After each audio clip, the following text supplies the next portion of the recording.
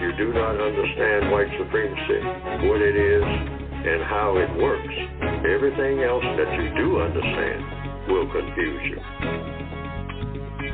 In all of these 9 areas of activity, economics, education, entertainment, labor, law, politics, religion, sex, and war.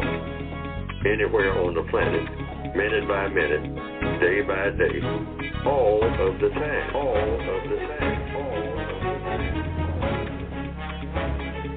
Well, good morning, and welcome to the Counter Racist Code Show, also called the CRCS, with Mr. Neely Fuller Jr.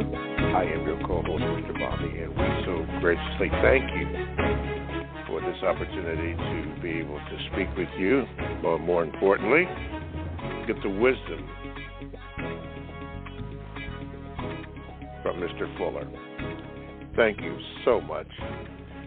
We would love for you to be a part of the show, and the contact number is 516-453-9921, and press the number 1 button so that if you have a question or a comment, wait for the call screener to get online and cue you in, and then give the call screener your name, and then just wait, and I'll cue you in when the time is appropriate. You can also Gmail me at the numeral 7, Mr. Bobby, MRBOBBY, @gmail.com. I will get it. I will read it, let you know about it, and then have Mr. Fuller comment on it if you would so desire to. And lastly, as the chat room begins to fill up, you can get on the chat room by going to blogtalkradio.com. And then when you get there, then you want to click on where it says programs. And then under the programs, there is a menu of a list of shows, and you want to produce Justice Show. And once you get that, once you click that on, then the box becomes available for you to join the chat room, and you can go from there. Okay, I think that is all that I have to say this morning. The book that Mr. Fuller will be discussing all throughout this program, and even there may be some questions concerning that, you can get this book by going to producejustice.com. That is producejustice.com, and I will have Mr. Fuller speak more about the book in detail in the show. So, let's get it going here. Let me introduce to some and present to others Mr. Neely Fuller Jr. Mr. Fuller, good morning, and how are you? Good morning. I'm still learning. Yes, sir. Okay, for those who are new to the program and those who are old to the program, especially you, Cleo, we have a segment that we call the thoughts and expressions on the mind of Neely Fuller Jr., and we may be developing at some point in the program, not today, but during the broadcast, we may have some other things that may be coming up. But right now, thoughts and expressions on the mind of Mr. Neely Fuller Jr. Mr. Fuller, what are your thoughts or expressions that you would like to commence today's program with? Well, I would like to pick up where I left off. I can put it in that frame of reference last week. Last week, on last week's program, I was asked a question, and the question was, is a baby a human being? And I said I didn't know, because I didn't. I hadn't thought about it. Is a baby a human being? So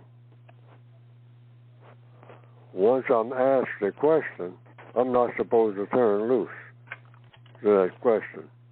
That's a part of what I call the code process. Mm-hmm. Once you ask a question, you have a duty to find the answer to that question, because all problems in the universe are solved through the process of questions and answers according to the logic of the universe, I think. Now, so the question was, again, is a baby a human being? And so after thinking about it over a period of this week, all I can come up with now, because I didn't know last week, and I may not know now what I'm talking about, but I'm going to try, because I have a duty to keep trying until I come up with the correct answer, because there's no such thing as a question without an answer. Otherwise, according to universal compensatory logic, the question could not be raised in the first place if there wasn't the assumption that the question does have an answer, whether you know the answer or not. Means you have a duty from that point on, because the question has been presented to you. You have a duty to get the answer to that question as a person who is trying to do the correct thing.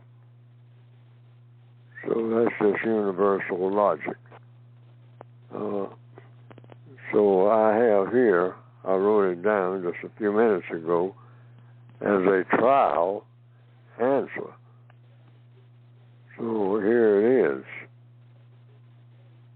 Question again. Is a baby a human being?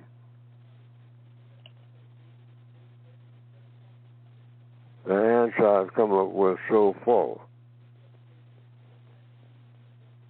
because I don't know if this is the correct answer.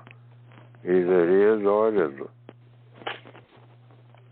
So this is the process of the logic that I used before I came to the answer.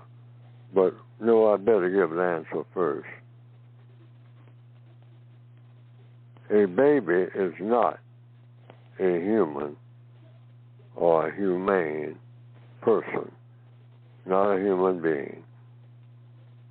A baby is a being, a baby is a creature, but not a human creature, not a humane creature.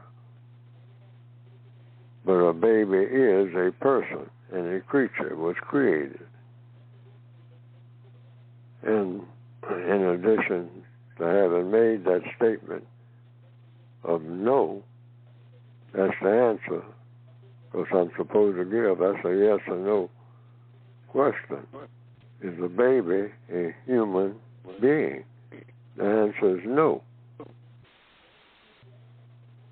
So my explanation is, so far, all people are creation, or all people are creatures. That's what a person is. It's a creature. And in parentheses, I have creation. All people are creatures, which is something, what's a creature? Something created. No person is a human creature until it can choose to mistreat another creature, and who chooses not to mistreat that other creature. Therefore, a baby is not a human or humane person, because it has to be what? Able to choose. A newborn baby or a baby that's born just a little while ago, and who doesn't have the ability to choose what mistreatment is and what mistreatment isn't, is not a human being until it's put to that test, which once you're able to do that, you're not a baby anymore. So therefore, a baby is not a human being because you're not eligible to make that choice. And it sounds a little convoluted, but that's the answer I came up with so far. Uh-huh. And if anybody looks through that answer, if they can remember what I said, or wants to talk about it and discuss it in detail more, or if they have an answer, we can talk about that, because that's a question, and what we do on this program is try to answer, make a maximum effort to answer every question that's ever asked, because that's what you call what? Progress. Progress is the process of asking and getting answers to every question that's ever asked and getting it correct the first time around.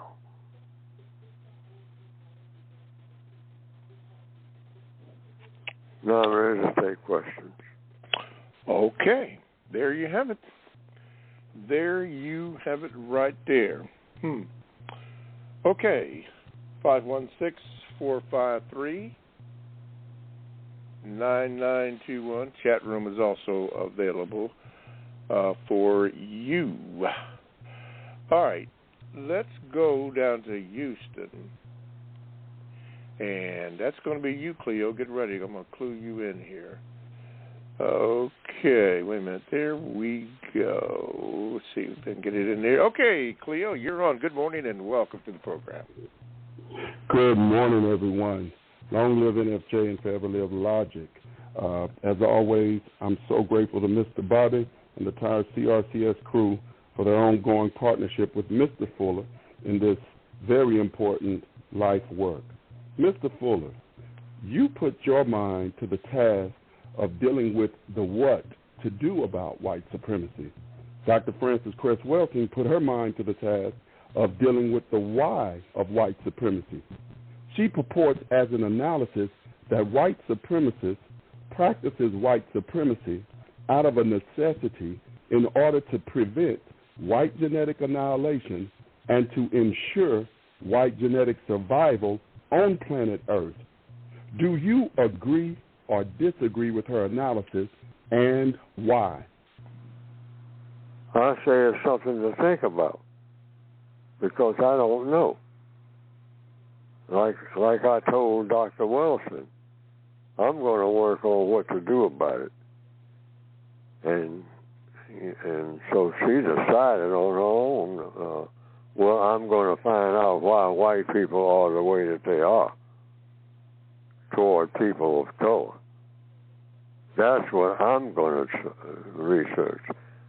And I said, I've heard different opinions about it down through the years, so that's the question. So she said she's going to get to the answer to that why, because she's in the field of psychiatry. And I said, that's an excellent idea. That was my response. I said, but my time, I think, is shorter than yours, and it turned out to be that way. I said, so I'm going to work on, concentrate on what to do about it. Because what I hear people saying at all our meetings that we were going to back in the 1960s and since then, people would say, I hear y'all talking about this race problem and back and forth and up and down, whatnot. I'm sick of it. Well, what are you going to do? So I said, because I noticed everybody looks like they just got wide-eyed and stumped. And where are we working on it? And so a lot of people at meetings start saying, I'm sick of coming to these meetings, talking about you working on it. I mean, I want some answers to questions about what to do. I got a problem right now, and ain't nobody telling me nothing about what to do. And so that's what I was hearing. And I said, well, Neely Fuller is going to work on the doing part. But the doing part is connected with the why, because it has to do, that is a question in the universe, why something is the way it is. But Dr. Wilson is going to work on the why part and put out her opinions on it. And she's written a book called The ISIS Papers and another booklet before that called The Crest Theory. So people can probably pick that up somewhere. And that's the answer to the question. Okay, wait a minute there. Okay, was that? Excuse me, Cleo. Was that it, sir? Or did you have a follow up on that? Thank you so much, Mr. Bobby. Thank you, Mr. Fuller. Okay, hang on there, Cleo. Hang on there. To further supplement what you are talking about, Mr. Fuller, in answer to Cleo's question, there is a 22-minute and 46-second conversation or speech by the Reverend Dr. Jeremiah A. Wright. You can get it on YouTube. I've listened to it about 5 different times. That pulls together what she has said and what you have said, Mr. Fuller. And it's called, the name of the speech is called Hell You Talking About. That's right, H-E-L-L, Hell You Talking About. Very good, very informative, brings in information, very relevant to the day. Now, this speech was in 2016, and since since then, Brother Wright has had some health issues.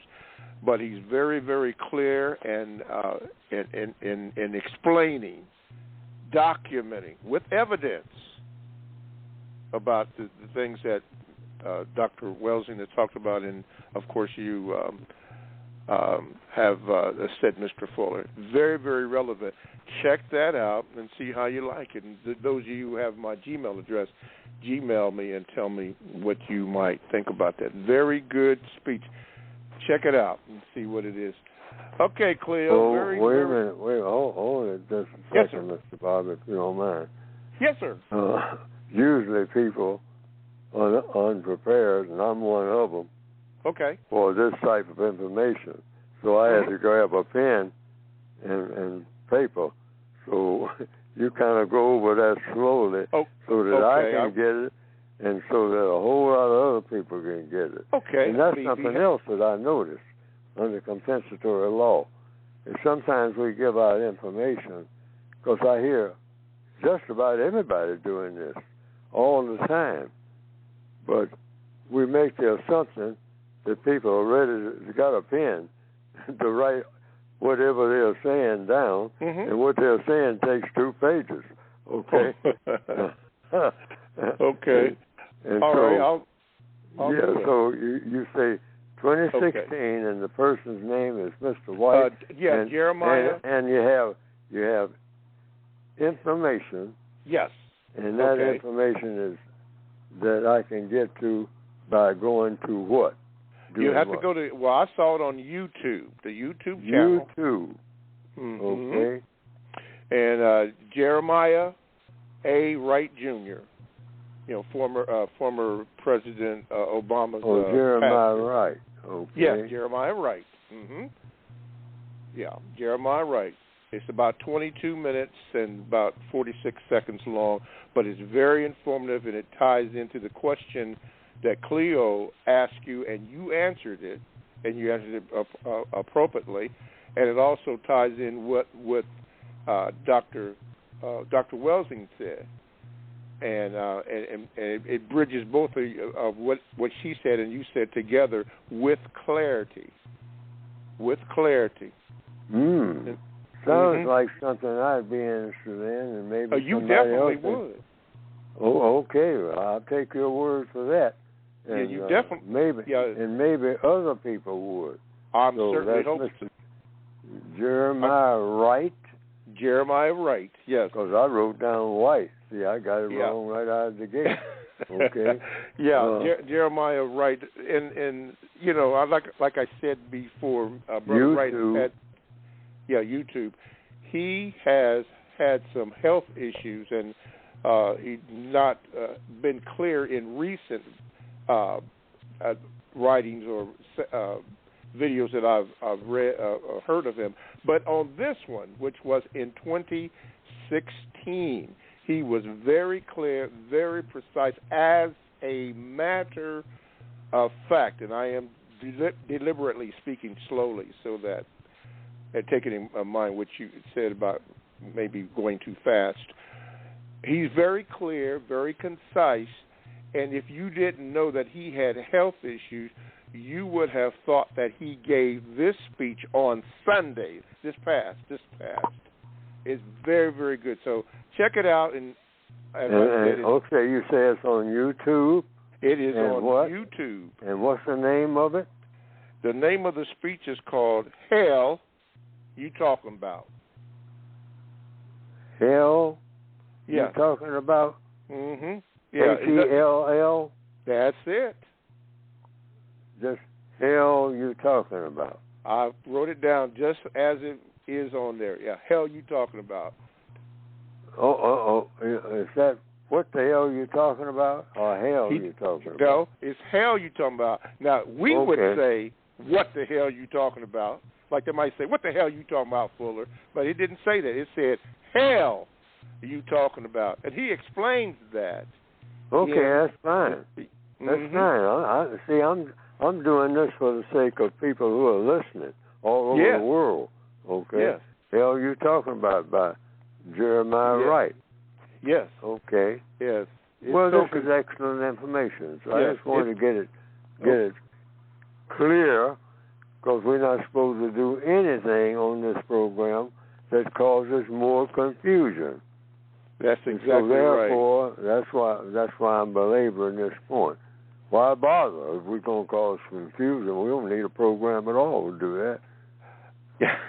And I'm glad you're asking that, because he is so concise that when you hear the speech in its entirety, you would almost assume that he had the speech on Sunday, because he addressed the election that's going on right now. And this was in 2016, but he addresses it. In other words, it's right up to date. It is up to date. Okay. Thank you very much. Yes, and you sir. go to YouTube. Go to YouTube. And look for it under that title. Hell you talking about. Yeah. Is that correct? Yeah, it's correct. See, I want to give out correct information. That's what we do on this program. That is correct. We don't give out nothing that's confusing. Yes. Okay. It is. All okay. right. Well, All right, Doctor. Thank you, Mr. Fuller, and Sat7, who also commented on that. Thank you, my brother. Appreciate that. Thank you. All right, and again, Mr. Fuller, thank you for that. I'm sorry. Let me get this in here. Okay. Let's see. Cleo, did you get that information, Cleo? Okay, he's not there. Okay. Yes, sir, right. Mr. Bobby, I sure did, and I appreciate it, and I'm going to check that out right after this show. Okay, yeah, and Gmail me and tell me what you think about that. Thank you. All right, I'm gonna keep you on here, bro. Okay, thank you. All right, let's go to. Well, I'll tell you what. Let's take a station break, because I want to go straight through. You are listening to the Counter Racist Code Show with Mr. Neely Fuller Jr., and we thank you for doing that. I'm going to speak a little slower, because I'm going to take Mr. Fuller's advice, and maybe I'm going a little too fast. That's probably my 54 years in radio, commercial radio, causes me to do that. But since we're not on commercial radio, I'll attempt to go slower. Anyway, we thank you for listening to the program. And if you would like to be a part of today's programming, you can by calling this number,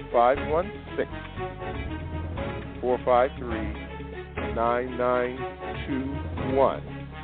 And when you do that, give the call screener your name, please. so that I can give you a proper introduction. Now, if you elect not to do that, you can Gmail me at the numeral 7, Mr. Bobby, MRBOBBY, at gmail.com. I will get it, and I will let you know when it is available to be read over the air. You can hear it and have Mr. Fuller may or may not make a comment on it, but please do that. And lastly, we have a good team over here, even a new person, by the way, Taylor Pouncey. You can go to blogtalkradio.com.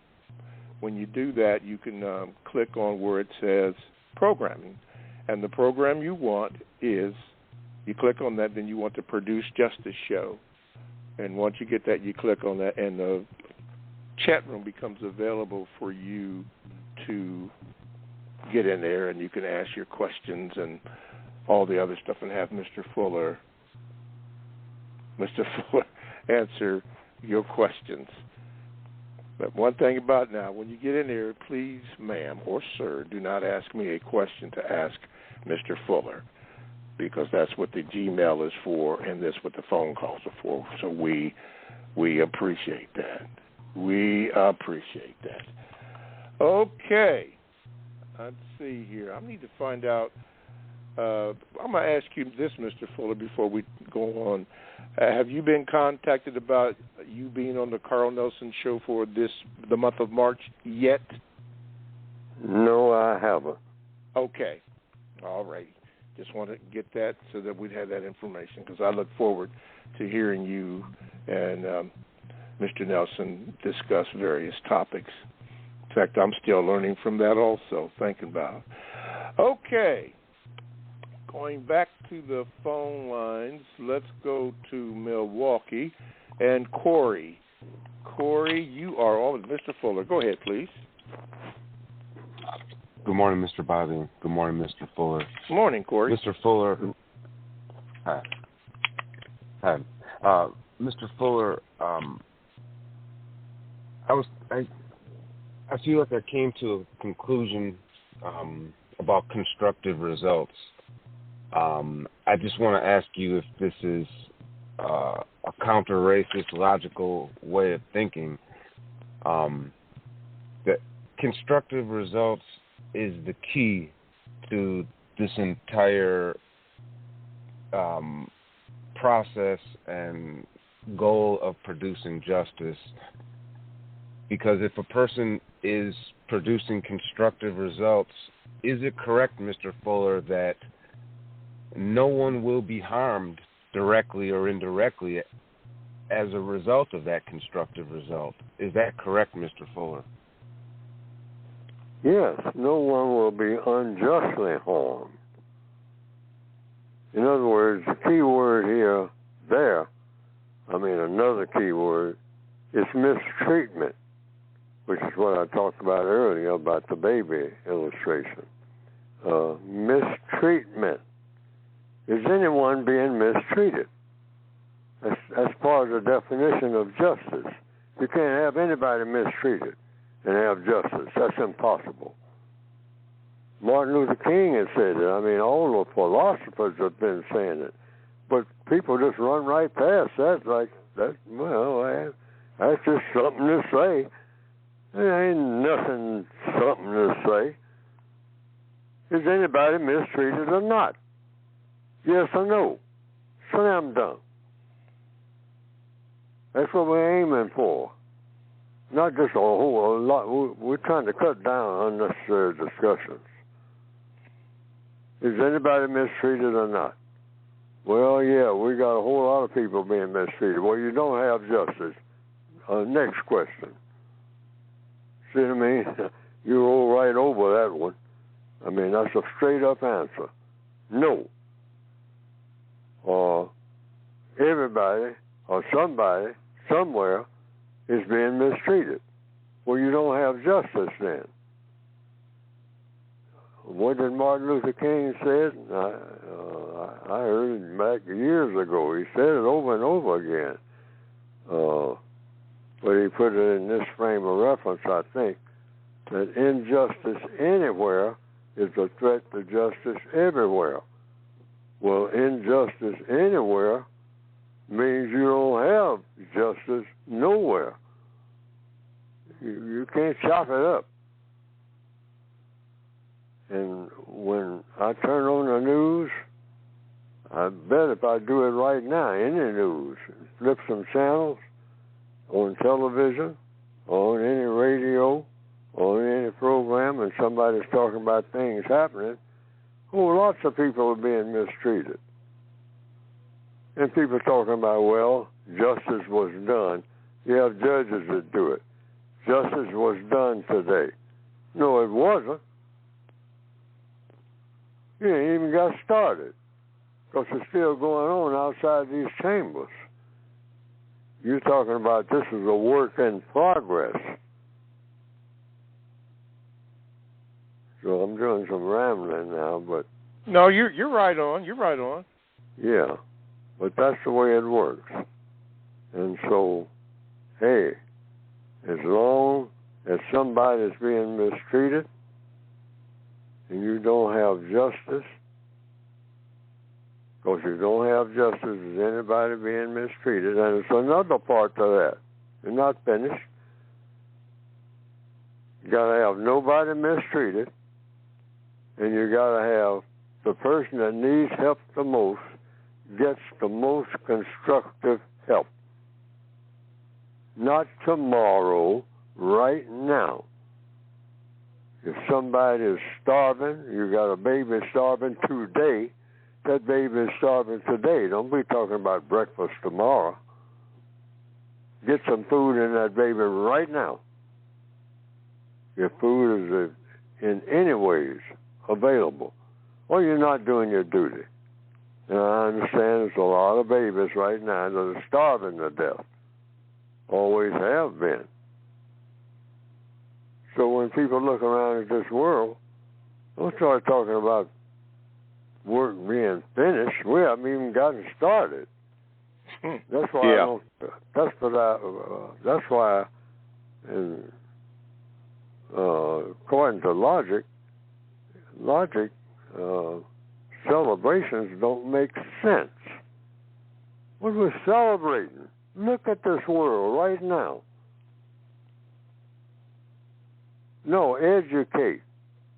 Don't celebrate. And you can call the education a celebration. Once the education is being used to do what? Like your caller just said, produce a constructive result. That's what it's for.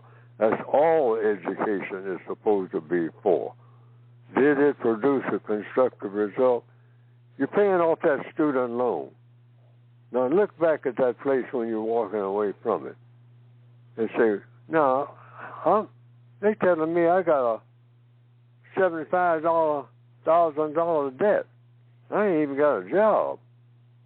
Now, I want to know how, or rather, did I get $75,000 pretty quick in that place I just went to? Because I'm going to have to pay off that student loan. I'm just throwing this in as an illustration. See, this is right in your face. Yes. Compensatory talk, this whole program is about those two words, constructive results. Well, you say, what do you mean by constructive results, Fuller? Well, did that institution that got all that fancy name on it and got all these people with a whole lot of fancy titles in it, am I going to get my $75,000 back out of what I heard in here and get it real quick, plus a whole lot more? That's a question. And if the answer is, well, you have no time soon, buddy, well, now, we got a serious problem. Because that's what's supposed to happen. Okay. You're going to have to pay on time. You better believe so it. So you want that money coming in on time. Yes, indeedy. That's the way that they have set this thing up to work. Okay, wait a minute. Let me put this in here. Okay. Whoops. Let me do this. Wait a minute. Okay, Corey. Was that it, Corey? Yes, sir. Thank you. Okay. I appreciate that. Yes, sir. Thank you very much. Very much. Moving right along here. This came to my attention that I'm going to share with you. You know, Mr. Fuller, voting is up again. I guess somebody calls this Super Tuesday. I suppose because there are elections in, I think they said 16 states. At least I heard this morning on MSNBC, state primaries or whatever they call them today. But I was sent this information about a person by the name of Lawrence Aaron Nixon. Let me read this quickly here. He was born in 1883 and died in 1966. He was a medical doctor in El Paso, Texas, who twice fought state election laws barring African Americans from voting in Democratic Party primaries in Texas all the way to the United States Supreme Court. I'm deliberately speaking slowly so that I can be clear. Okay. He was never allowed to join the El Paso Medical Society because of his African American heritage. Nixon was born in Marshall, Texas. He studied at Wiley College in Marshall and received his MD degree in 1906 from Meharry Medical College in Nashville, Tennessee. He became a doctor in Cameron, Texas. He left Cameron in 1909 and settled in El Paso. Nixon was refused a ballot for the Democratic Party primary after 1923 legislation known as the Terrell Election Law, and filed lawsuit with the NAACP backing in what became the 1927 U.S. Supreme Court case, Nixon versus Herndon. After winning that case in the United States Supreme Court, the Texas legislature passed a new legislation with the same effect again, denying Nixon a ballot. He pursued Nixon versus Condon all the way to the U.S. Supreme Court in 1932 and received another ruling in his favor. The restrictions were found to target African American voters and to violate the 14th Amendment. Now, Mr. Fuller, after hearing that, and you see that they're still, the white supremacists are still doing that voter suppression thing, and this is an historical record of what is going on. When I mentioned about Hell You Talking About by Dr. Jeremiah Wright back in 2016, he covered that. He covered that about what's going on in this voter suppression. Mr. Fuller, what is the compensatory action or thought toward that? And I'm asking you that because you've been around for a few moments and you've seen a lot of things go down. And a lot of people want to hear your thoughts on all this that continually happens. It's a system of white supremacy. That's the government we're under. That's the world government. That's the name of it.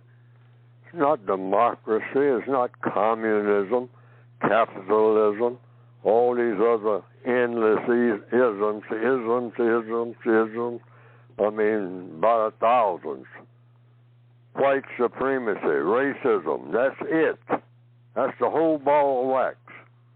You got it all. Just say that. I mean, all this other stuff wandering all over the place. Nobody knows the definition for none of it. Or when I've asked questions, I mean, I come up with a whole bunch of blanks. I haven't figured out what communism is and what socialism is. It's all over the place. And what it isn't. And how do you become a capitalist? I've asked that over and over again. Because I came up with just three ways. You either invent something that somebody, or produce something that somebody wants or needs. That's the smallest group. You're an inventor. Come up with a new recipe or something. And you get capital from that because people want it and need it. Or you rob and steal. That's another way to get capital. The biggest way that people all over the world has found that route for doing it, including Christopher Columbus, okay, a robber and a person that commits theft, robbing and stealing, and then the third way is begging. Now, if anybody comes up with a fourth way, I want to know what it is, because I haven't heard anybody say what that fourth way is. And I'm going to reiterate, capitalism.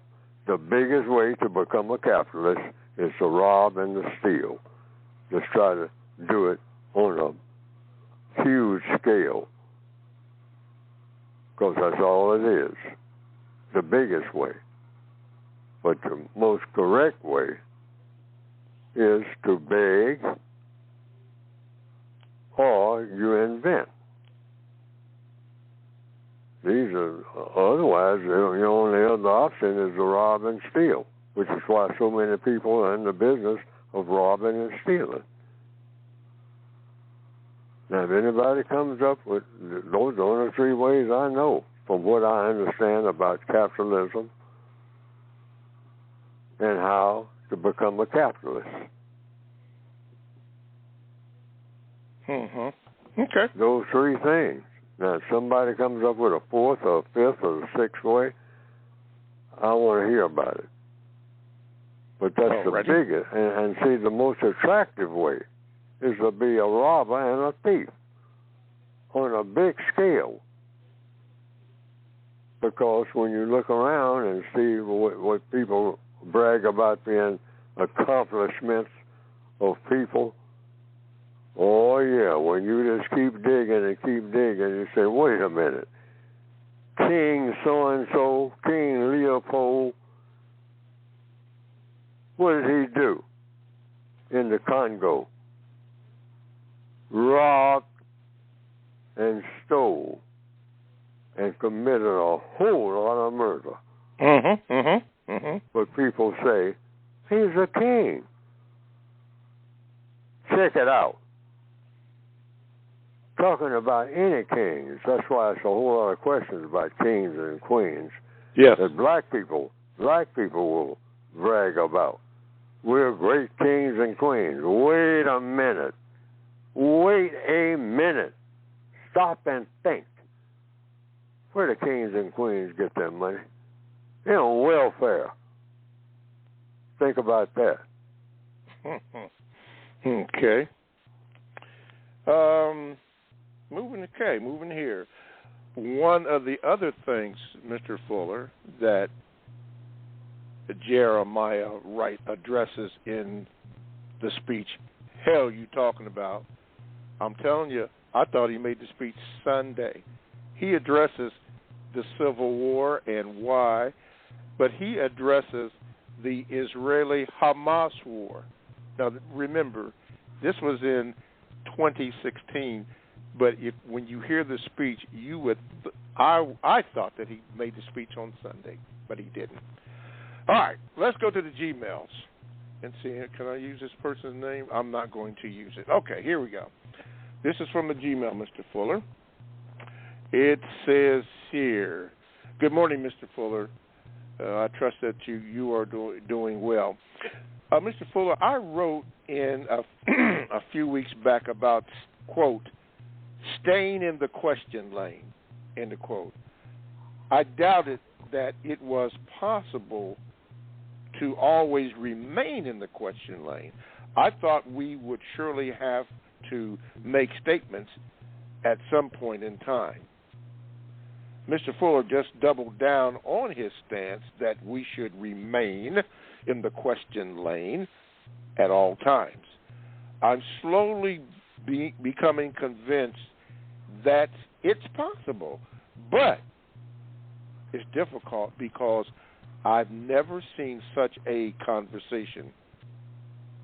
Mr. Fuller, is there any way that you can give examples from your experience of how such a conversation runs? Please, wait a minute, let me finish off. It says, please, let me be clear. I'm not asking for you, Mr. Fuller, to explain why remaining in the question lane is a good thing. I already know it is. I just need help visualizing such a conversation. So could you please give me an example? I found out it's the best thing to do. Once you start making statements, then the burden is on you. If you stay in the question lane, the burden is on the person who is trying to find answers to the questions. Because, see, the best way for a black person in the system of white supremacy to have a conversation and not have an argument is to try to stay. See, you might not be able to always do it without making a statement, but you even ask permission to make the statement, which means you have to what? Before that, think, which is what you want to do anyway. You want to think before you speak. Black people got to learn that.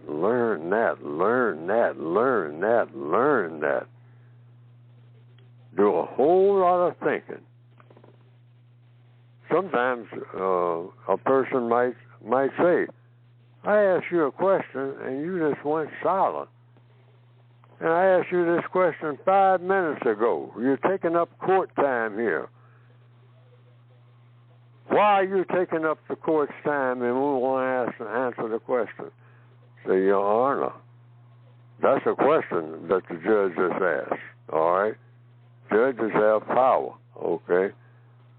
So you say, Your Honor, I'm thinking in answer to your question. And then you can ask a question. Like I say, stay in the question lane. I'm giving these as examples. Your Honor, don't you want me to think before I speak? Because this is serious business? Yes or no, ma'am or sir. And always be polite. And don't raise your voice. Get quieter, if anything, but stay in the question lane. Now, the caller said that they found that it works, but it's not always easy. Yes. Correct. Bingo. See, lots of things are not easy, but it becomes easier by what? History's proven what? In answer to that question, how do things become easier? By doing them over and over again. Mm-hmm. Would that be trial and error? That's the logical answer. That's the logical answer. Yeah. Hey, get in that semi-trailer truck that's about a half a block long, and this is the first time you've done it. I don't think it's all that easy, okay? And you're in the middle of New York City. you're on Fifth Avenue, and they say, move this truck. You've never been in a truck before. Mm-hmm. I think you might have some difficulty, but the more you do it, the better you get at it. All right. I don't, and I may have my sequences not in perfect order, but I don't know if it was the sergeant that you had spoken to or somebody that you had spoken to or spoke to you about your book, and they read it and they didn't like it or didn't feel that it was relevant to you. Did you ask them why it wasn't relevant to you, or did you say that's the way it's supposed to work? No, that was on my job. Oh, okay. It was a coworker, and the person said, "Fuller, I read your book, and I didn't see nothing in it that I can use." I said, "That's exactly the way the book is supposed to work. Because if you don't need it, just use some logic. You do something that you need to do, or ought to do. And if you don't need a book, I've seen a whole lot of books I don't think I need. I've read several that I knew I didn't need. I could have taken up that time doing something else. Okay? Because I got a whole lot of books on my shelf now that I haven't read, to my regret. And I got a whole lot of books maybe that I shouldn't bother ever reading. Why? Because it doesn't serve the purpose of producing what? Constructive results. Yes, sir. Keep focusing on those two words. That's what you want out of any minute of any day that you are breathing. Mm-hmm. Constructive results. Yes, sir. Okay. I have to admit, especially to you, Justice Warrior, I'm very partial to those men and women that served in the military, particularly my father. Just very special. So when Mr. Fuller speaks about the military service, yeah, I will ask him that because I just have a love for that. Maybe that's bad, but I just happen to just love people who were under that discipline. Mr. Fuller, did you learn from the Sarge? I don't know his name, but when he told you something about work, or gave you the example about that, what did you learn from that? About work? Yeah, he told you about hard work or whatever, and he gave you some examples. Yeah, he said, he just said work. And that's something black people usually don't want to hear because we was working for nothing and steal all. See, so we have sort of like when somebody would say work, but see, when you are getting constructive results, meaning you're not being cheated and whatnot, and you're making progress, black people are not lazy at all. Black people, stand out on the corner freezing, selling drugs. And it's freezing. That's work. Black people work when they're doing something that they're interested in and getting constructive results in their minds from it, like playing football, basketball. We even go into the gym. We're doing what? What's that slang expression? Everybody uses working out. I don't know what working in is like, but that's the expression. Yeah. See, pay attention to words. Pay attention to words. We're working. Work is, hey, this particular sergeant said, hey, we're going to grab armloads of this work.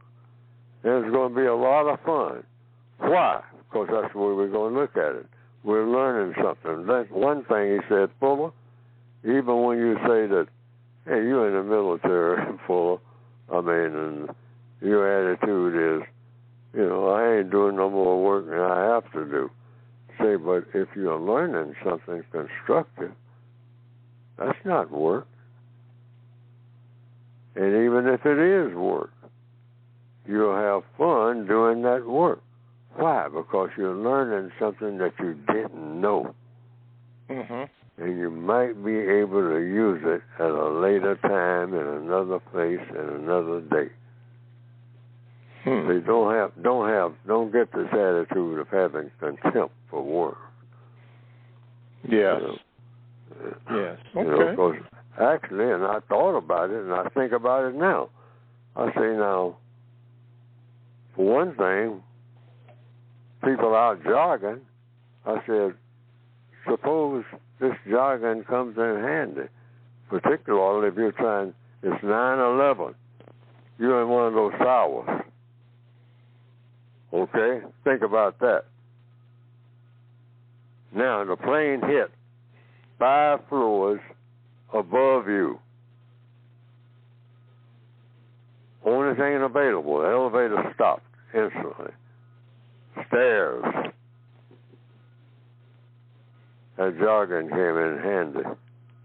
It sure did. Oh, yeah. You jumping down them flights of stairs, I mean, yeah. But yes. you sat at the table too long. And there you are, huffing and puffing, trying to get down those stairs. And there's a lot of them below you. Mm. And in about 10 minutes or less, that building that you're in is coming down. Mm. You start hearing boom, boom, boom, boom, boom, as those floors collapse above you, and you know what is happening. And you know you only got a few seconds left. A few seconds. All right. That's chilling. It really is. Okay. The person in the preface of 254, please make sure you give the call screener your name so I can give you the proper introduction, as we're going to get you on the other side of the program, or the other side of the new hour that's coming up. So we're getting ready to close out the first hour. Mr. Fuller, we're closing out the first hour. So before we do that, don't forget, everybody, the book or books can be obtained by going to producejustice.com. I will try to get a question in so Mr. Fuller can explain to the new people how important this book is. So, Mr. Fuller, in the remaining minute that I have in the first hour, I'm going to give that to you. If you want to understand your own problems, and you're black, and are people of color, a person of color, get the book by going to producejustice.com, the counter-racist code. If you want to understand your own problems, and you're a person of color, whatever those problems are, and better handle them, I recommend that you get the book that I wrote among the many books that are out here, and add that to them, even though it's, by my own admission, it's poorly written by my own standards. A lot of people say they don't think so, but I think I should have written at the 5th grade level, because a lot of us coming out of school now are at the 5th grade level of reading.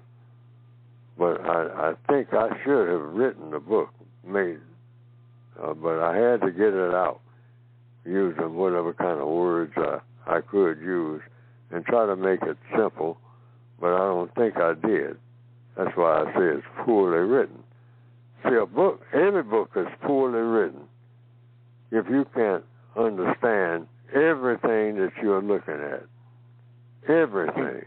Okay. That book is poorly written if it's written for you. If you're buying it and paying that kind of money for it, like you go to Produce Justice to get mine. And it's got a stiff price, because I had to put a stiff price on it. I'm self-published, and that's agony. Okay. I'd like to be able to sell it for $5, you know. Okay. All right. Anyway, you can get the book by going to producejustice.com. Thank you, Mr. Fuller. Thank you for those who are for the first hour as we get ready to come to an end. But we do have a second hour coming up. So just stay tuned. If you have to go, hopefully we'll see you next week. And we will be back in 5 seconds.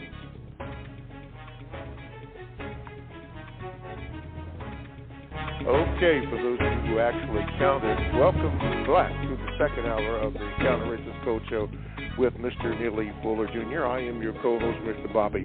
If you missed the first hour, go back and pick that up. There was some very good information in there, and I'm speaking slowly, trying to speak slowly today, still learning on the recommendation that Mr. Fuller gave me that I may be giving out or speaking too swiftly concerning certain information, which I also will repeat in this hour. So there's nothing wrong with your radio. I am deliberately speaking slowly so that I could be heard and that you can get an understanding, because we don't want confusion. Anyway, to call into today's program, if you're new online or by the phone, you can do this. Here's the number, 516-453-9921. And when you do that, make sure that you tell the call screener your name. Thank you, Talif, so that I can give you the proper introduction as I did Talif. And that person, the 301, who, thank you, AP, that just got in. Make sure you do that. Yeah. Let's see here. You can also Gmail me at the numeral 7, Mr. Bobby, MRBOBBY @gmail.com. You can do that. Or you can do this too. You can go to the chat room by going to blogtalkradio.com. You want to make sure that you click on the program menu. And once you click on the program menu, then you want to make sure, when that comes up, you want to go to shows. And the shows is the Produce Justice show. That's what you want. Now, when you get there, you can get into the chat room. And trust me on this, there's some very good information from the chatters that are in there. Good information. You can read it and make comment on it. However, do not, please, ma'am, officer, do not ask me a question to ask Mr. Fuller. That's what the phone line is for, or that's what the Gmail is for. And by the way, when you do the Gmail, I will only do that when the call volume is low, but it usually picks up in the second hour. Okay, all the book that Mr. Fuller will be talking about can be obtained by going to. Excuse me, I'm speaking swiftly. The book can be obtained by going to producejustice.com. That is producejustice.com. I have to apologize for that, because being in terrestrial radio or commercial radio, there was always a time that we had to keep speaking and all that kind of stuff. So I'm trying to transform. I'm still learning, trying to slowly do that, because the platform now is different. So forgive me if you can. If you don't want to, nothing I can do about that, but I am asking for forgiveness on that. Okay. In the first hour, we talked about several things. Remember, we're looking for constructive results, and one of the things that was discussed was a speech, a 22-minute, 46-second speech by Jeremiah Wright called Hell You Talking About. It's on YouTube. I'm asking that you may want to check that out, because it is relevant to what is going on today on many points. Even the Israeli-Hamas war, the Civil War, and the points that Mr. Fuller has made that you have heard, and even the points that Dr. Francis Cress Welsing has made. And it's just a fantastic speech. And as I mentioned in the first hour, when you look at it, you would think that he made the speech this past Sunday. He didn't. It was in 2016. Am I trying to say it's prophetic? You be the judge on that. You be the judge on that. Okay. Let's see here. Okay, did the book list. Okay. Then let's go to the phone line. And let's see here. Let's go to Talif. I understand they're doing some construction in Youngstown. Somebody told me that it's looking good. Talif, you're on with Mr. Fuller. What's your question? Yes, sir. Mr. Bobby, Mr. Fuller, how's everything? Still learning. Okay, couple things. Well, one, you don't have to answer this one, Mr. Fuller, but people always say people of color. We all have some type of color because we're not clear or invisible. Secondly, I heard my sister, she has a kind of toxic, sometime relationship with one of her daughters. And she said that thing that you said, Mr. Fuller. She was letting her stay with her. So I was on the phone with my sister, and she tells her, I didn't hear the whole conversation, and she says, yes, daughter, I do love you, but now get the hell out. So, but anyway, I got a question, Mr. Fuller, and I know this probably goes back. When you were coming up, I know there wasn't social media, because even me, we didn't have cell phones and whatnot, but we are so enamored with violence. I saw the movie, well, I wasn't watching it, I was at somebody's house. They had that movie, The Running Man, on. Well, the guys that do the killing, when they got killed, the audience were actually, sad that they died, even though these guys had a record of killing people. Okay, we had a shooting a few years back. I was in California. 4 people got shot in my hometown of Youngstown. They called it a mass shooting. So my buddy I was with in L.A. said, hey, man, I think 4 or 5 people just got shot in your hometown. Is that all? So, Mr. Fuller, when you were coming up, and like now, of course, you see breaking news, so many people got shot. Why have we been so enamored with violence, and especially the so-called black people? Because they say we come from kings and queens, and we were people that were peaceful and loving and kind. So, Mr. Fuller, can you answer, other than, of course, if you don't understand white supremacists, why are we so enamored with violence? I used to live in Virginia, and they would do a reenactment for the Civil War every year. Why is that, Mr. Fuller? We are so enamored with violence, and that was my question, and I want to listen, Mr. Bobby. Okay, all right. Because we're under the system of white supremacy, and I was at a very young age, violence, I was told, is fun. And that's the codified response. In the system of white supremacy, violence is entertainment.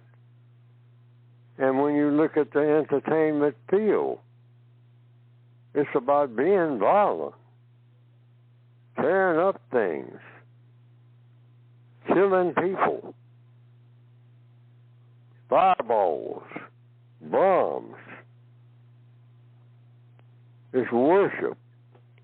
In the system of white supremacy, violence is in your face every day, all day.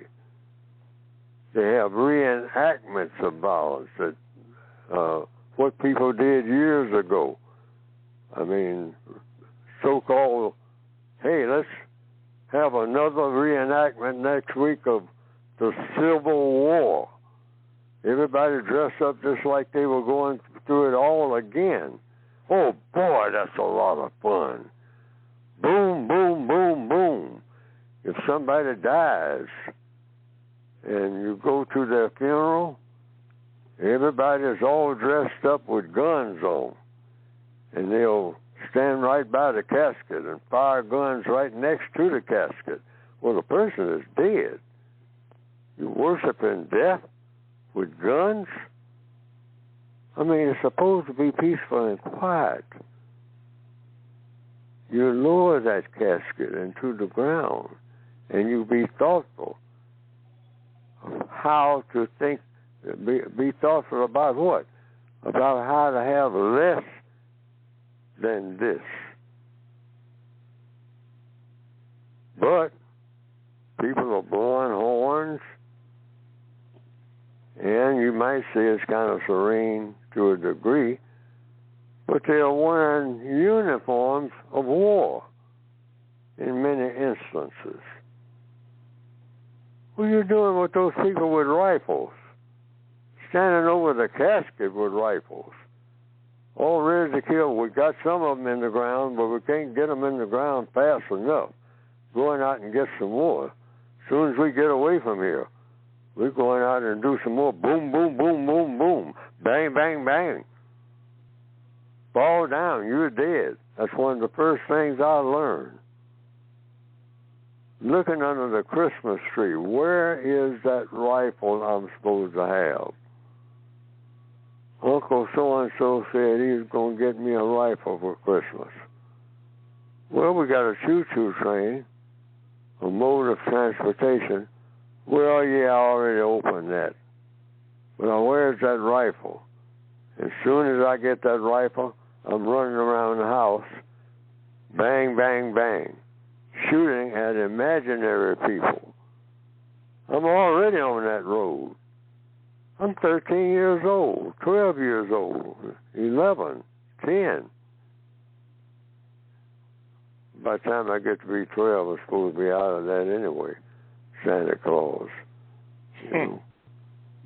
But I did mention Uncle Joe, or whomever, Uncle Alvin, or whomever, and he's supposed to get me that rifle. In answer to the question, if you're born in the system of white supremacy, which is the strongest government in the world, and I was born in it, you automatically worship death after you've been here just a little while. Mm-hmm. You don't want to be no doctor. You might come, you stumble up on that by accident, you might say, later on. And bless you for that. Don't we need more of them? Ask those people in the Holy Land right now, is the doctor on the way? Because they hope he is, or she. In fact, part of the code now is, you know, logically speaking, in answer to the person's question, we should be having hospital cities. Like we got Vegas for Sin City. You got somewhere in Florida and in California for Disney World. They're called theme parks. Okay, Miami Beach and all like that, Atlantic City. Why don't we, in the Northwestern Hemisphere and all over the world, have whole cities that you hear sirens coming to? Yes. Like you hear in the background right now. You can hear exactly. It. Yeah, and that made me think of it. Yes, all day. Why? But you want sirens coming to rescue someone, and they want people to move out of the way. That's what the sirens are for. Clear the way. This person needs help, and we're going to try to help them. Doctors and nurses should have an option of whether they live on the campus or not. Exactly. And have very cheap housing and very convenient housing and excellent food, and not junk food in hospitals. Like, let's tell the truth, a lot of hospitals got a lot of junk food. It's supposed to be curing people, but we should start leading the way. On those menus, have the vegetarian diet as the biggest thing, most prominent, and try to hide that other stuff. Even though it's tasty, I've been in the hospital, I wanted some of the stuff that wasn't healthy and was tasty. Yes. And most people do. But here again, still answering the question, We're supposed to be about life, but we worship death. Yes. And that's why the young people out here that's killing each other, for what? For fun. Tell the truth. It's really, they're almost giggling after they shoot somebody. And that's not natural. Fun, glory, and material comfort. Yes. Mm-hmm. That's an insult to the Creator every time you do it. Every time. Speaking about that, didn't you mention, and I might not have this correctly, but please correct me if I'm wrong, the Academy Awards with that Oscar, I think it was you that pointed out to me, which I had never known, that it glorifies violence because you mentioned, I think, that there was a sword or something on the right or left or in front of that statuette. No, I'm talking about the Oscars that they present and what they call the Oscars every year. Yeah. Look at the statue. That Oscar that everybody holds up in the air. I won the Oscar for my performance in this movie, and I thank you all for seeing to it that I got it. Look at the Oscar that they won. That Oscar is naked. But except for one thing, a sword. That goes to show you where the thinking is in this society called the system of white supremacy. Yes. It's about death, worshiping death. Worshiping death. Mm-hmm. Not worshiping, creating something. No, something dead. Particularly a person. There's nothing like making a person dead. Yes. We love it in the system of white supremacy. Black people, white people can't get enough of it. Murder mysteries. Yes. All the books. Go into a bookstore. All the people that live in mansions. If you want to sell some books, you got to have some murder in there. I know some TV programs that will put on and try to have something constructive. And so this one that came out recently, a new TV station, and it was giving constructive information up until just a few weeks ago. Then they started reporting more than anything murder. Murder, yes. Why? Yeah. People love murder. They want, hey, who done it? All right. I was so happy that you had mentioned that about the Oscar, because I just assumed, which is a terrible thing, when it came. I didn't know what it was except for what I was told. But when you had mentioned, given me the historical background of that, and then when I researched it and saw what you said that was on it, I could not believe it that I had missed that position of the sword that was in front. I think you said it was in the front or near his phallus or whatever. I could not believe that. It's in front. Yeah, he's holding it. Oscar is holding the sword in front of covering the phallus.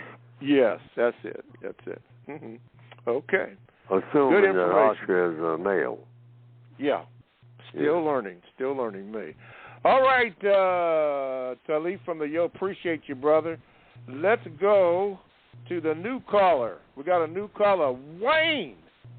Wayne, get ready. Let's see if I can get you in here. Oh, wait a minute. Yeah, from the ATL. Let me see here. Wayne. Okay, Wayne. Good morning. You're on with Mr. Fuller. Good morning. Good morning, Mr. sir. Bobby, and good morning, Dr. Fuller. It's a great honor speaking to you guys both. I've been listening. I got one VGQ and two questions. Okay. One is about the book. One is about the book, and one is a question to Dr. Fuller. And the reason I say Dr. Fuller, I've been listening to you guys for a long time. My children are grown now. And Dr. Fuller, the reason why I say Doctor, you teach me about life, living, health, you teach me so much of things, and I end up passing it on to my children. So they're now growing up with your teaching. And the reason why I say doctor, there's a lot of doctors with degrees and went to all these different colleges, but they teach you death. And you, Dr. Fuller, you teach about life, about living, what life and living is all about. And I'm 55 years old, and I've learned so much. I quote one. I'm not a Bible person, but I usually use this quote: "Be ye transformed by the renewing of your mind." And you sure did transform my mind. You transform my mind in so many ways. So many ways that I end up teaching it to my children and many other people. I always quote you about the way you teach it, the 9 areas of people activity. I think everybody should learn that. Should at least try it. Try it for 7 days. Try something for 7 days. And making changes in your life is the same as asking questions. If you make changes in your life, in and around your life, is the same as asking questions. Okay. It's great to ask people questions, but it's the same as asking questions. And we should ask ourselves a lot of questions. And we get the answer, a lot of questions. And one more thing I like to expunge on the VGQ. I live in Atlanta, and there's Six Flags, great Six Flags in Atlanta, and it just opened last week. On the first day of it opening, here goes our people again that look like me. We started fighting and shooting and hurting a lot of people. The first day of it opening, we decided to create a big scene, close the whole park down. Just because we started fighting, everybody started fighting, and they pull out guns and start shooting up in the park, and people got to run in, and people out there to have fun with their children. So that's just a little sidebar. And my question is, I ordered a book, the 2 books. I was ordering 3 books, but you didn't have them at the time. In January the 20th, and I haven't received it yet. I don't know if it's some kind of mixed up with the delay or what, but I haven't received the book as yet. I don't know if anybody would like to, Mr. Bobby, if you can. Yeah, if you're having problems with that, here's what you have to do. You got a pen and paper there? Oh yes, sir. I do have. Okay, this is what you do if you're having problems with that. Just at this email address, contact@producejustice.com, and tell them what you said, and then they'll handle that from there. Okay? Oh, thank you. Thank you. Okay. Thank you. All right. Well, I now, wanted was that this your book question? so long.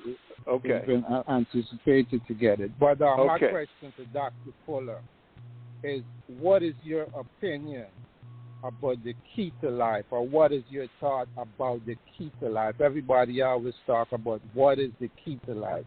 Can you expand upon that? And I'd like to keep listening. Thank you. Okay. Again. All right. What is what like? What is the key to life? Oh, key to life. Oh, the key to life?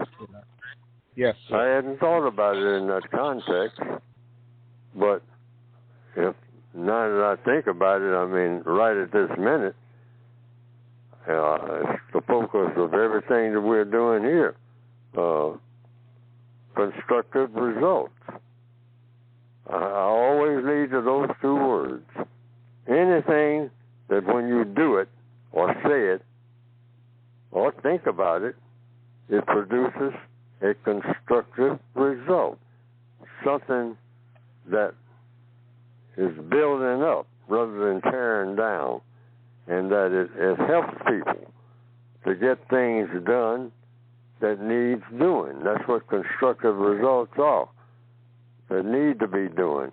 I mean, a better a shelter, something better than what it was. better health, a better quality of food, a new discovery of what food is and what it isn't, and what vitamins are all about, and all like that. There's anything that's more constructive than it was yesterday, or what it was a minute before. And that's the key to life. That's what life is for. Problem solving that produces constructive results. Anything that produces that. And ask questions about that all day, every day, to yourself first and to everybody else. Sir, ma'am, do you think that this will produce a constructive result? And if so, why? How? Et cetera, et cetera, et cetera. Suppose everybody in the world talk like that right this minute, and from now on, every day, just talk about constructive results. Hey, man, get in the car. I'm going to, I want to talk to somebody. I want to have you along with me. Because, you're kind of a big dude. You're a buddy of mine, and you're a big dude. Things might get a little wild. Well, wait a minute. What do you mean? See, question mark. What do you mean things might get a little wild, and I'm going to be involved in it, in something that might get a little wild? What are you talking about, Gerald? What are you talking about? See, those are questions. Well, why you ask me all these questions, man? Ain't you a buddy of mine and whatnot? I'm asking all these questions because I want to remain a buddy of yours. But I also want to know if this thing that you're talking about that you want to get me involved in, is it going to produce a constructive result? Guaranteed. Nothing non-constructive. That's what I'm asking, Gerald. That's an answer to the question. Mm-hmm. The key to life, let's keep doing that. Constructive results. Laser on that. I mean, people doing all this talking and got to rush here and got to rush there and want to do this and do that. Wait a minute. Are you going to get me involved in this?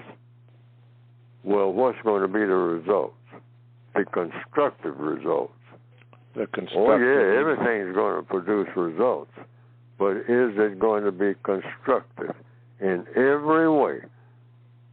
If it ain't about doing something constructive, I don't even want to talk about it. Gotcha.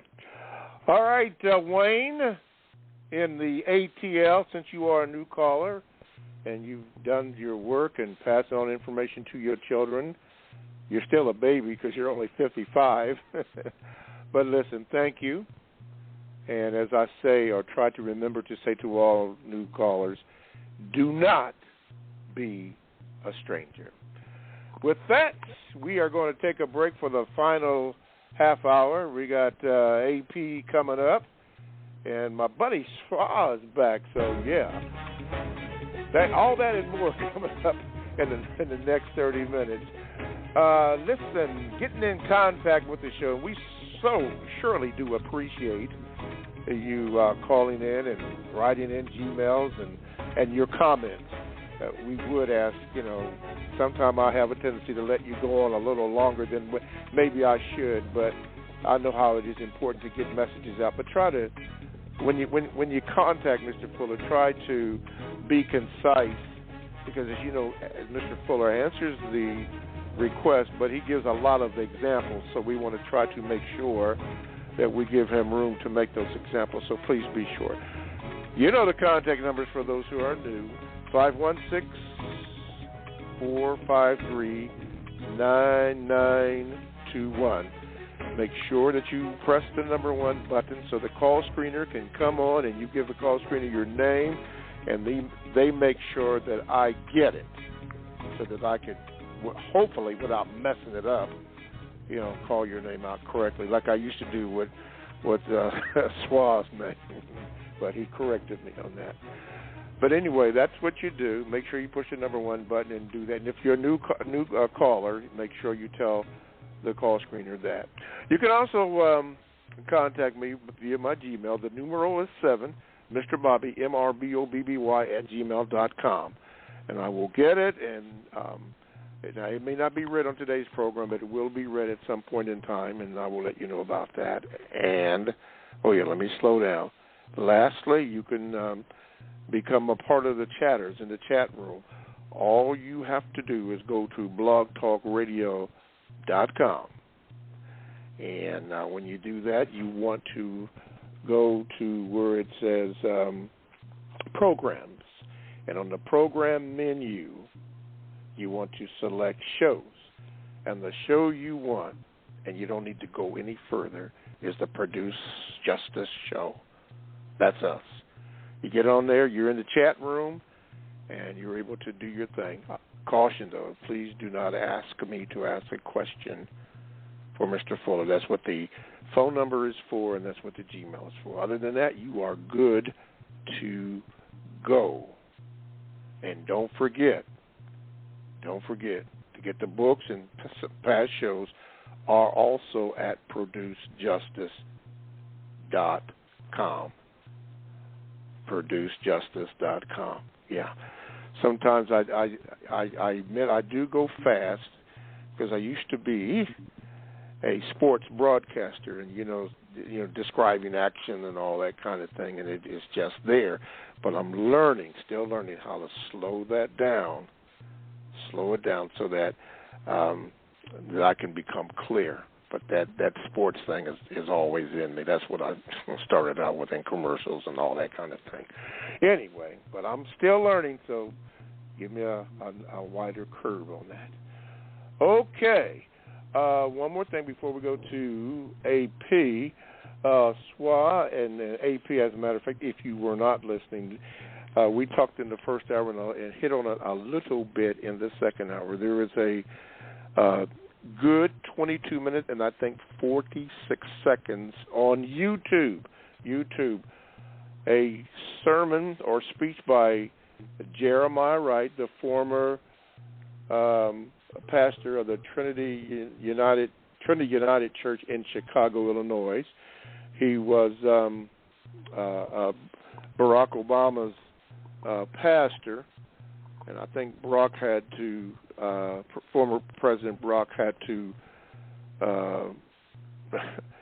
I won't say come against him, but maybe denounce him a little bit because of the speech that he made, which was "God damn America."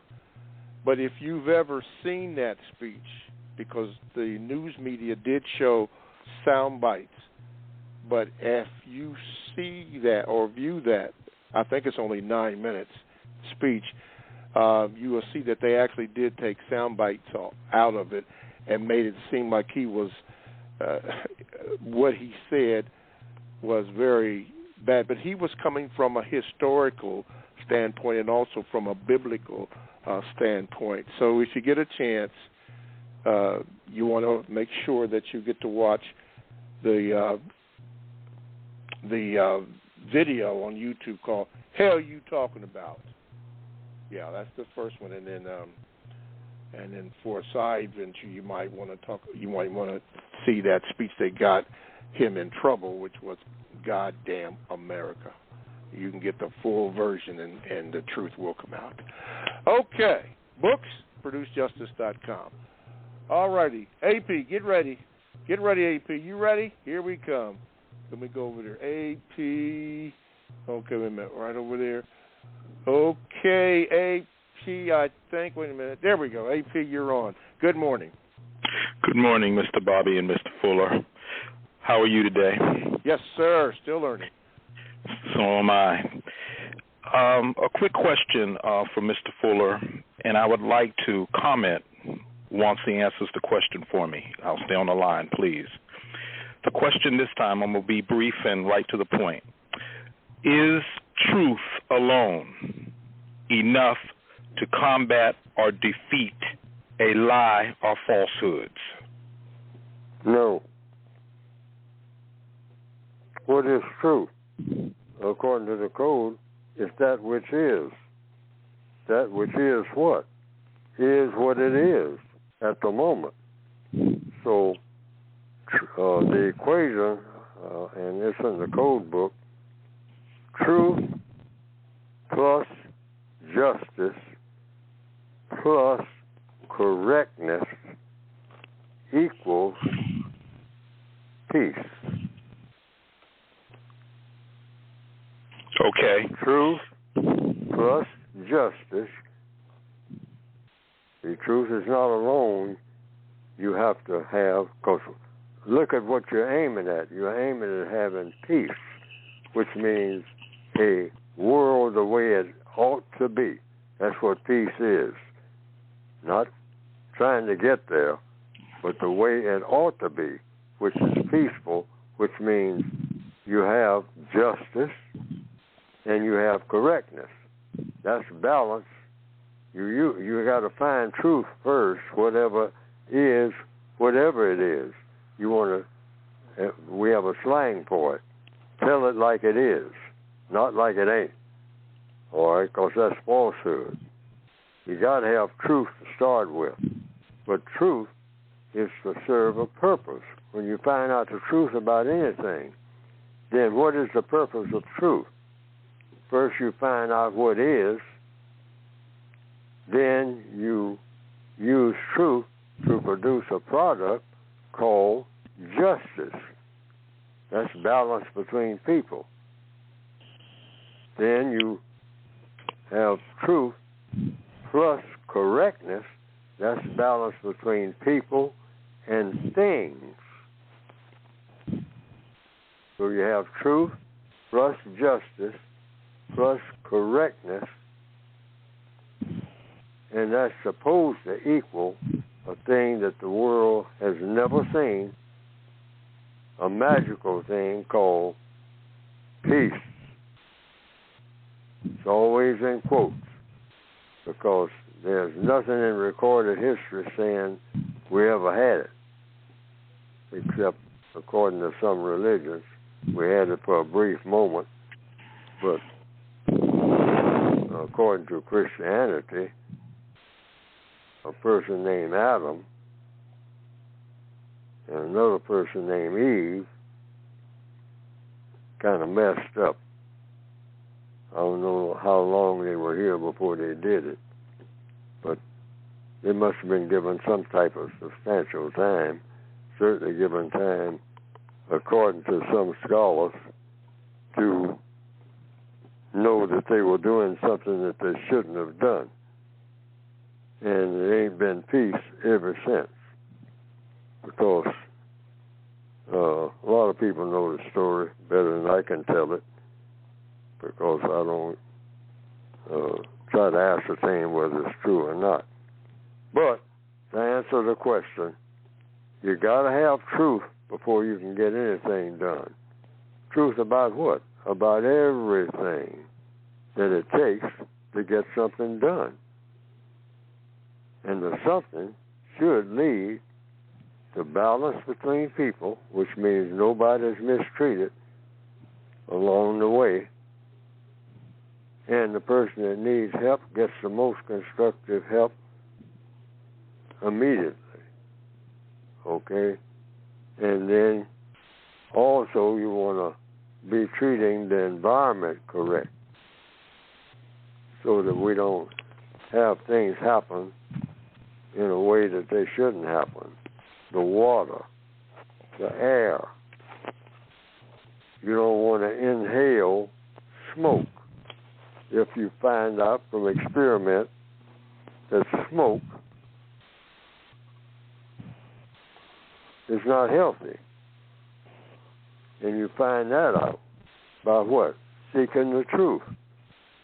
Is smoke healthy? In the form of anything? Any kind of smoke? Inhaling anything other than air, oxygen, is it healthy?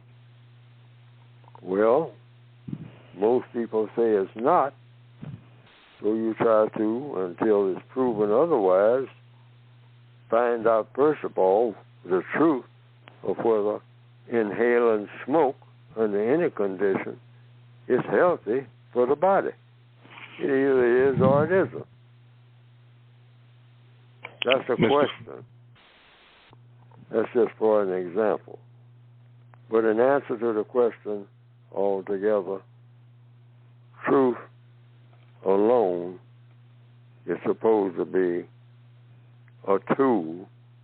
Find out what the truth is about anything, and then act on the truth to produce a product called justice and correctness, and that equals peace.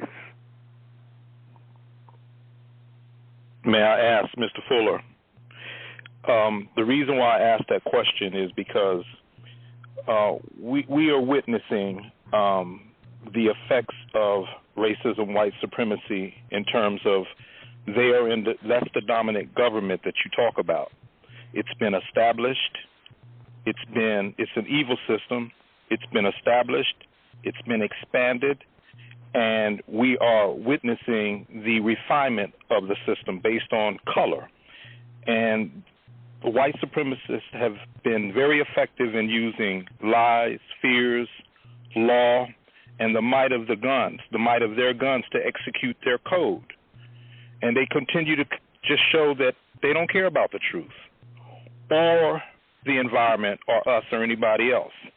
And it's a major problem. So that's the reason why I asked you last week, how do you combat such liars and connivers? And I'll take my answer off the air, and thank you. Well, that's a question. How do you combat lies? You combat lies with the truth. That's all. Let them tell the lies. They're going to do that anyway. That's a part of their portfolio. Or white supremacists will tell a lie. They don't care as long as they're supreme. That's all they want. Look at me. I know more than anybody. I have people eating out of my hand, and I love it.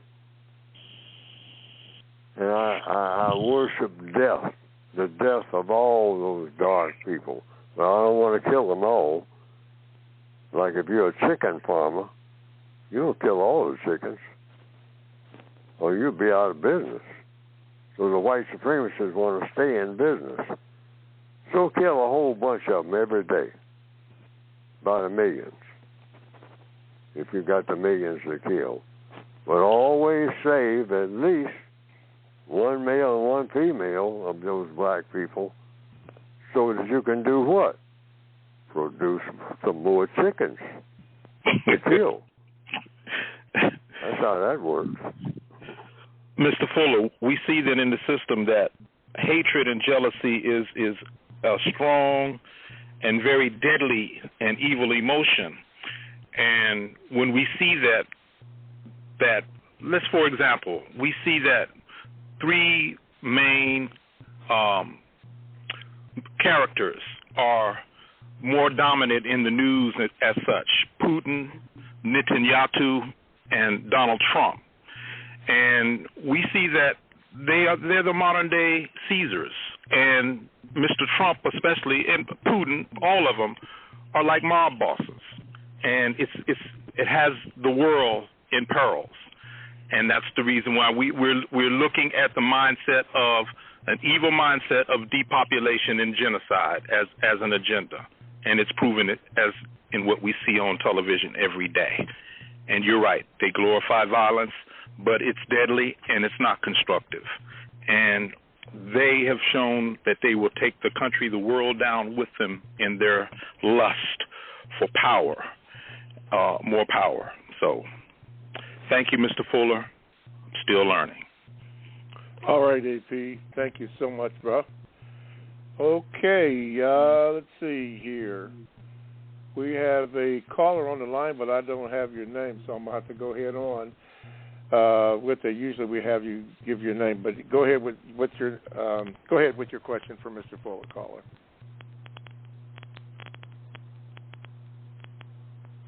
Caller, you're on the air. Go ahead.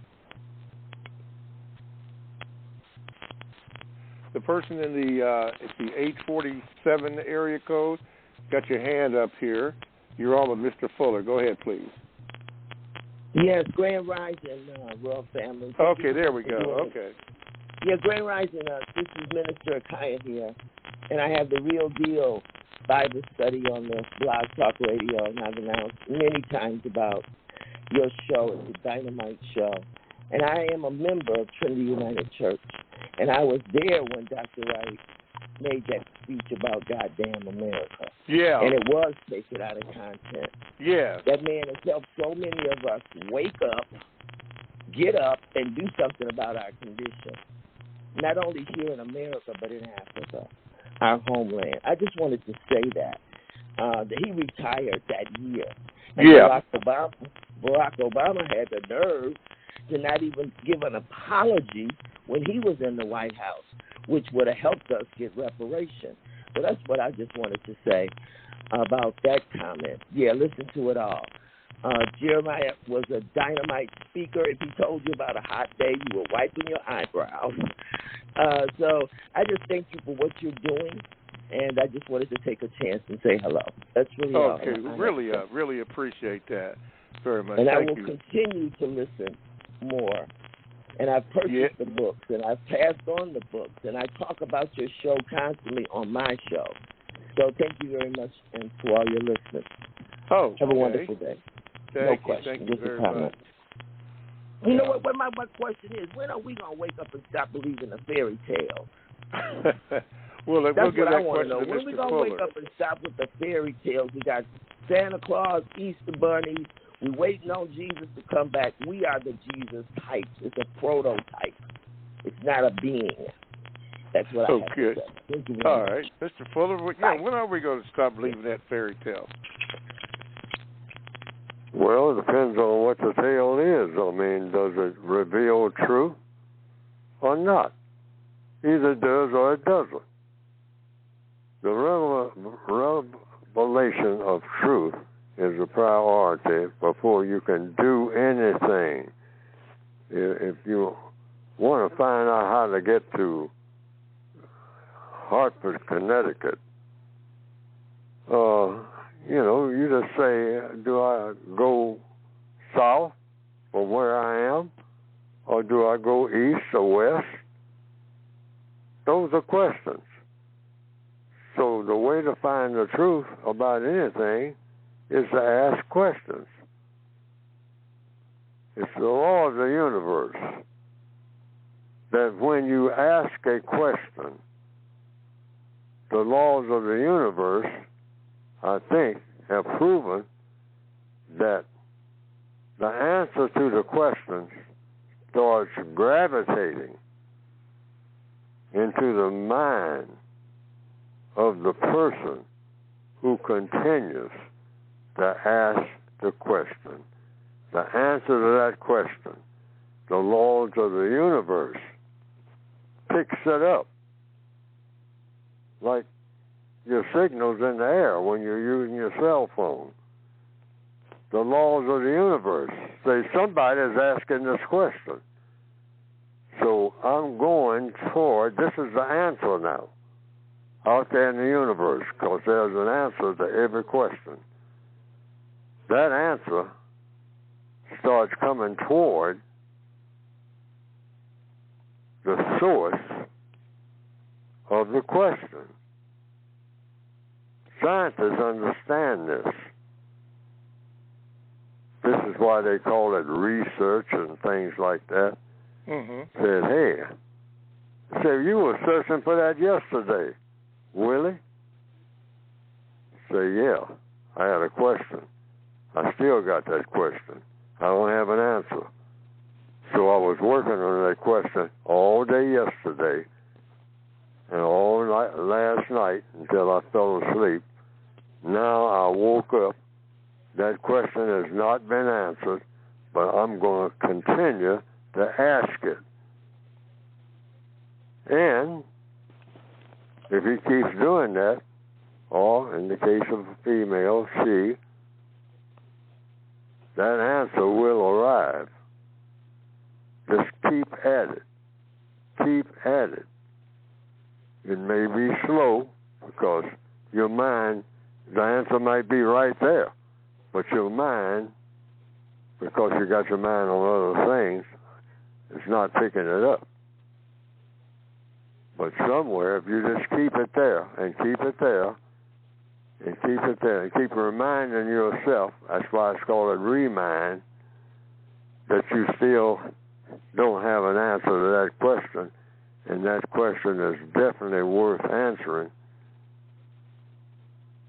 that answer will show up one way or another, because that's the nature of questions and answers.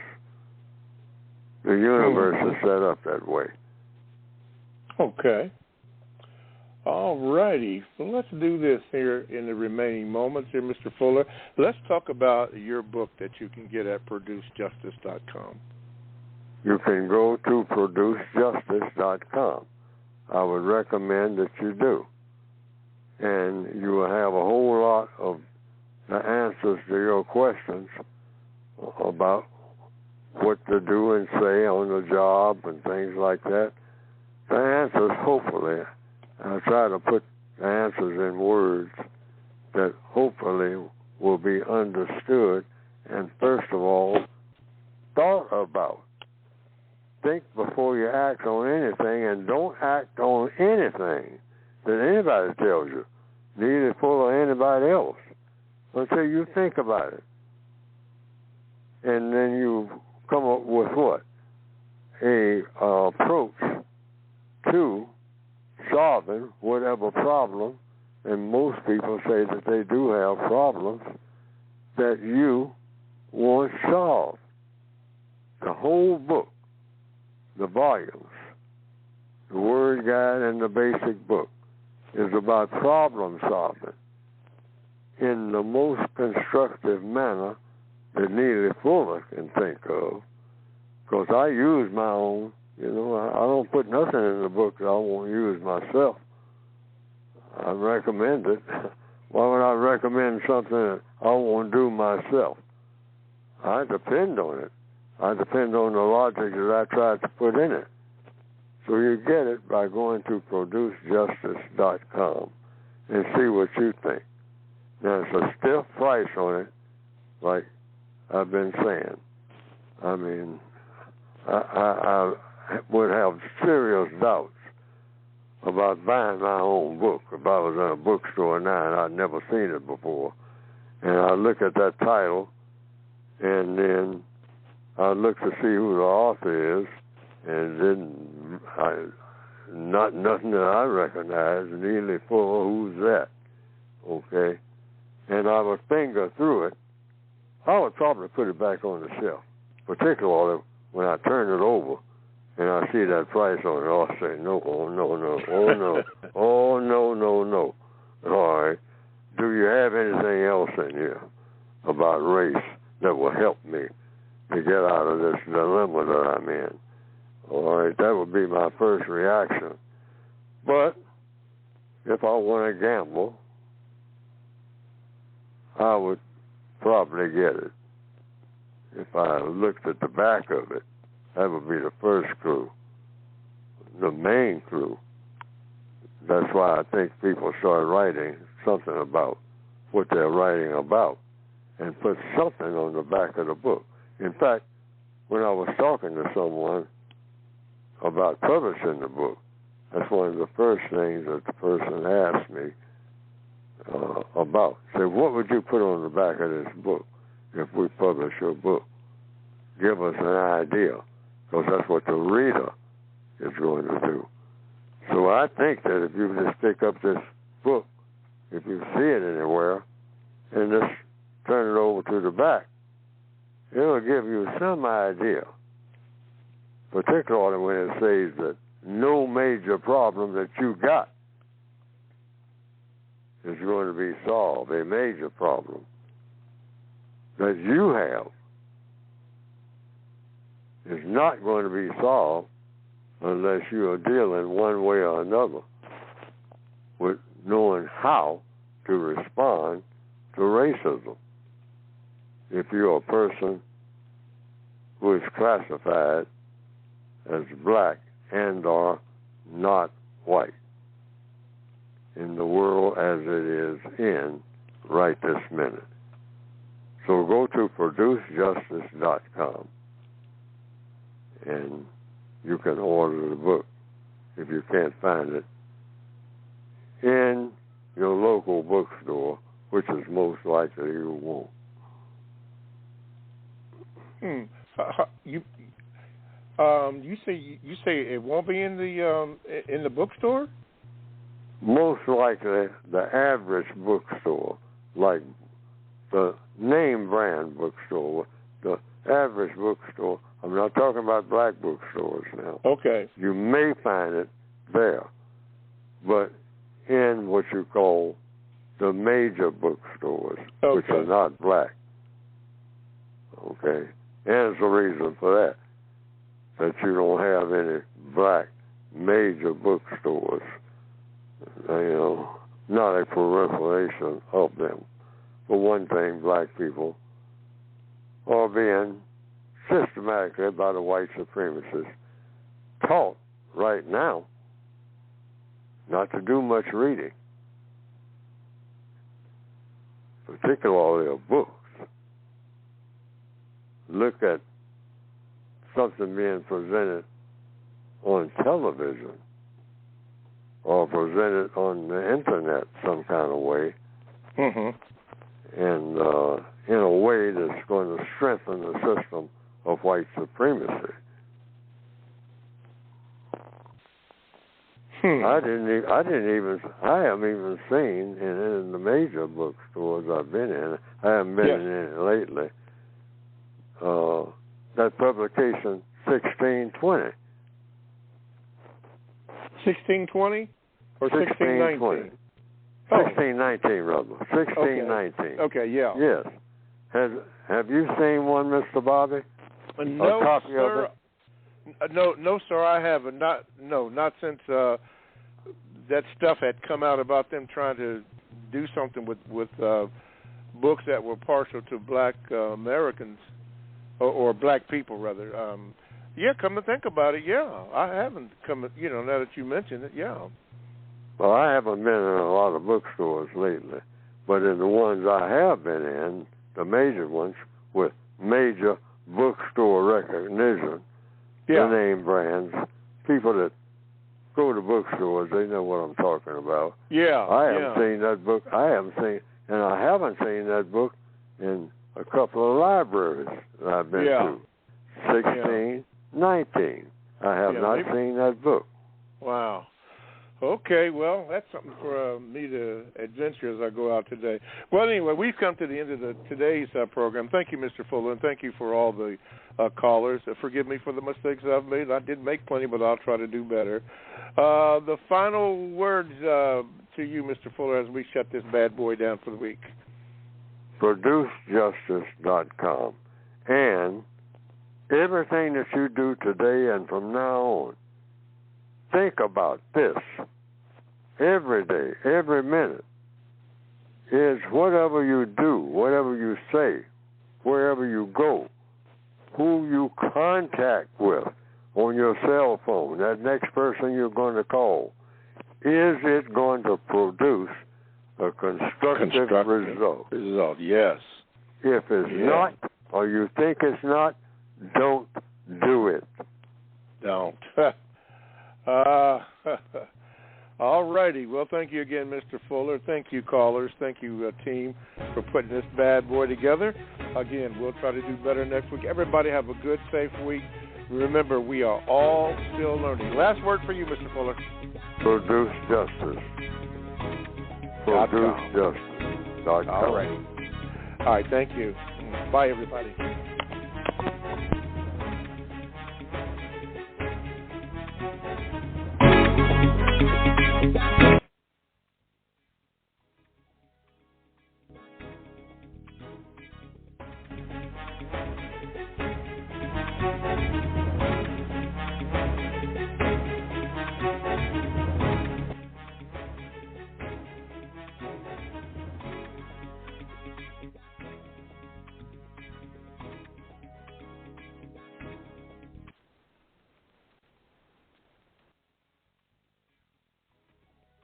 You know when you're really stressed or not feeling so great about your life or about yourself? Talking to someone who understands can really help. But who is that person? How do you find them? Where do you even start? Talkspace. Talkspace makes it easy to get the support you need. With Talkspace, you can go online, answer a few questions about your preferences, and be matched with a therapist. And because you'll meet your therapist online, you don't have to take time off work or arrange childcare. You'll meet on your schedule, whenever you feel most at ease.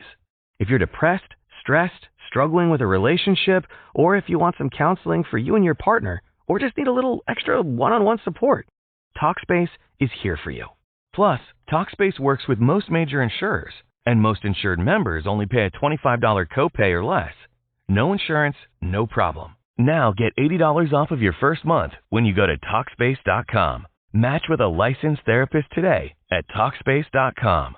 Talkspace.com. Hello, saver. Whether you're saving for that trip to the tropics or saving for an emergency, now is the time to take advantage of Wells Fargo savings options.